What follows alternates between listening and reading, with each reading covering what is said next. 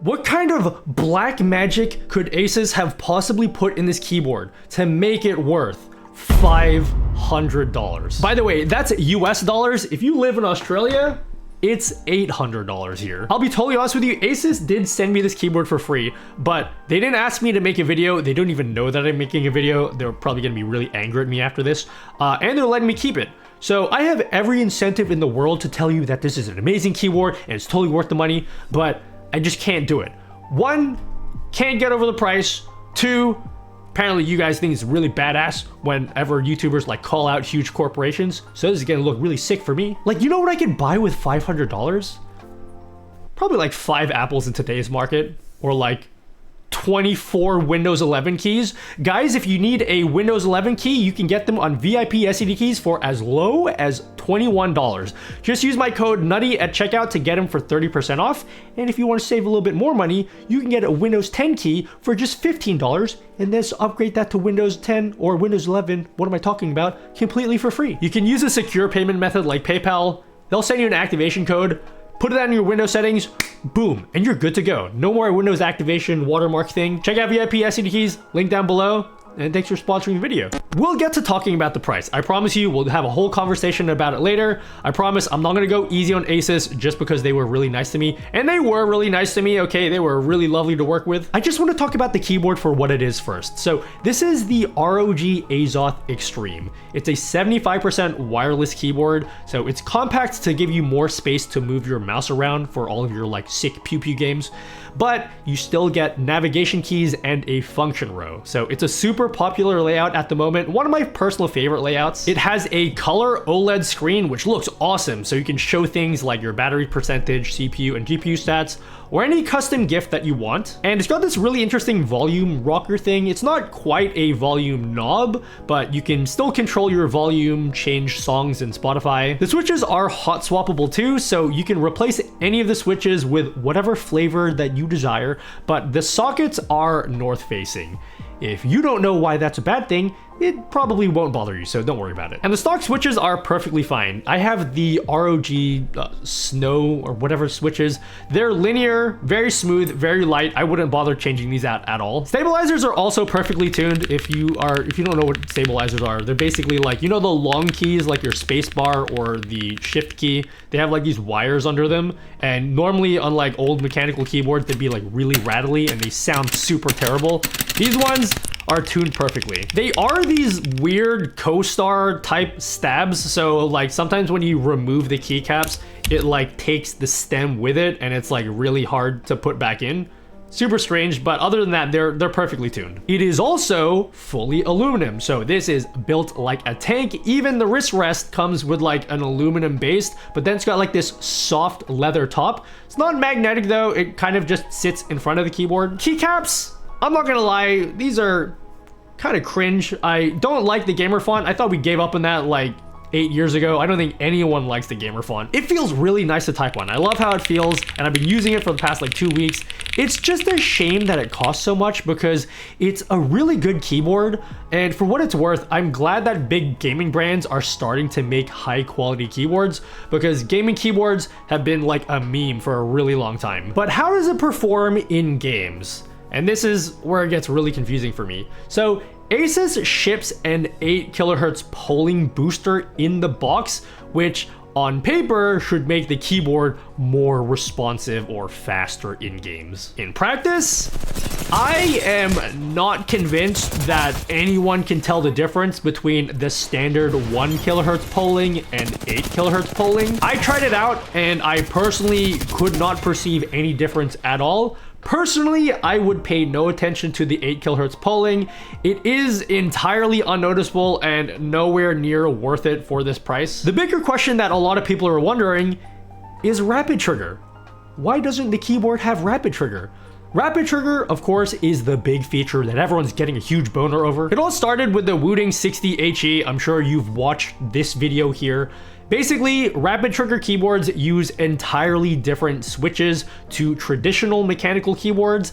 They have magnets embedded into each switch, and that magnet allows the keyboard to measure the distance that you've pressed each key. And that actually offers a real tangible performance benefit over your standard mechanical keyboard. So the fact that ASUS didn't put a Hall effect PCB in this keyboard with magnetic switches, it just feels like a really odd choice for this price. The advantage of a traditional mechanical keyboard is they just feel and sound so much better than magnetic keyboards. I own a Wooting 60 and I've modded the heck out of it, and it just sounds terrible and doesn't feel nice to type on at all. But for people that want a top tier performance keyboard, I don't know, it just feels weird. My only guess is they started working on this keyboard like 3 years ago when everybody was like super into custom keyboards. And then by the time that everybody realized that now they wanted magnetic switches in their keyboard, it was probably too much sunk cost into this model that they just decided to release it anyway. If you guys want me to make a video comparing rapid trigger keyboards to traditional mechanical keyboards and kind of telling you what the difference is and which one you should be looking at,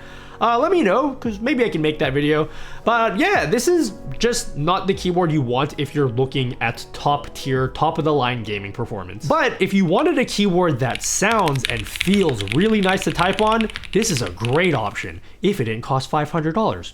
Now, the big differentiating feature of this keyboard is the mounting style. This keyboard has the ability to quickly change the typing feel and sound simply by flicking on a switch underneath the keyboard. And this is the first keyboard I've ever seen that has a feature like this. When it's in the hard setting, it feels super stiff to type on, and then when you flick the switch into the soft setting, feels a little bit softer and sounds a little bit different. In my opinion, the soft mode sounds way better than the hard mode, but feel-wise, it doesn't feel that different. I was expecting it to feel way softer, but it still feels pretty stiff. Honestly, I think it would have been better if they just offered one typing mode, the soft mode, because it just sounds so much better, even if it doesn't feel that much different. And then maybe that could have allowed the keyboard to be a little bit cheaper, because it costs $500. You can very easily open up the keyboard. It is stuffed with a whole lot of foam. So there's foam between the plate and the PCB, and then there's a huge silicon pad underneath with all these like little standoffs. Supposedly those little like bumps are to support the PCB to make the sound better. But if you want, you can take out the silicon pad, which does produce a softer typing feel. Most of you guys probably won't care about this part, but if you're like a keyboard nerd, maybe this might be interesting. It uses like a leaf spring mounting system, which I think is the first in any gaming keyboard I've ever seen. It's not bad to type on. I actually have no problem with the typing feel. I actually love it myself personally. It's just not super soft if that's something that you're expecting. Nothing like the Pulsar keyboard that I reviewed a little while back. That keyboard is way softer to type on than this. There is more I can say about this keyboard, like how the software is basically the worst in the world. I don't know why. It took me like 15 minutes to install it, and then when I installed it, it's like, hey, you have like 17 things that you need to update. How complicated does keyboard software need to be? We have to talk about the price. This is a lot to ask for a gaming keyboard. You can build a really nice custom keyboard for like half the price. I just entered the Cycle 8 group buy, and I ended up spending way less money for that keyboard, and I even ordered 2 PCBs. I ordered a standard mechanical keyboard PCB and then a magnetic Hall effect PCB. So I'm getting the best of both worlds. I'm getting the premium typing feel of a normal traditional mechanical keyboard and the awesome gaming performance of a rapid trigger keyboard all in one build. And all that was significantly cheaper than this keyboard. Granted, I still have to build the keyboard myself and then wait 4 months for the keyboard to arrive. But like, let's be real here. The kind of person with a mental illness like me that's crazy enough to spend like $500 on a keyboard, they're probably the same person who lives on Reddit scrolling custom mechanical keyboards all day. Every single time that I make a video on a product, I always have to answer one question. Who is this for? Who should be looking at this $500 keyboard? Because it's not the people that are into custom keyboards. They're probably looking at something like the Zoom 75, which is basically the same layout as this keyboard, and you can get it with an LED screen. And it's not the people that want the best performance gaming keyboard, because those people are looking for the keyboards that have rapid trigger and rapid snappy and snap tap and all the snap tap tap tap snap snappy taps. Like, I can't really think of a single person that this keyboard would appeal to, other than people that I guess are like huge ASUS fanboys. Like, do those people even exist? I don't think like ASUS is a brand like Apple or Disney where people will literally just eat up whatever product they release just as like a statement piece. I just don't know who this keyboard's for, and I hate saying that because I really like the keyboard. I feel like they should just make a cheaper model. A cheaper model that's perhaps half the price. Oh, wait a minute, they already did that. ASUS already makes the way cheaper regular ASOS, which most YouTubers reviewed pretty positively. So like, what even is the point of this more expensive model? I don't think ASUS is stupid. They're a massive corporation. They obviously know what they're doing. My theory is that by introducing a product that is clearly, in most people's eyes, overpriced, they probably know people like me are gonna get baited into saying things like, this is a ripoff, this is a scam, ASUS is trying to scam people. But they don't care about that because this makes their cheaper offering look less expensive. But you know what?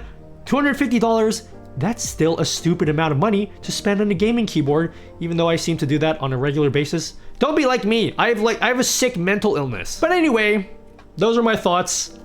Please support me because I am pretty sure I severely just burned my bridge with ASUS and they will probably never ever want to work with me again.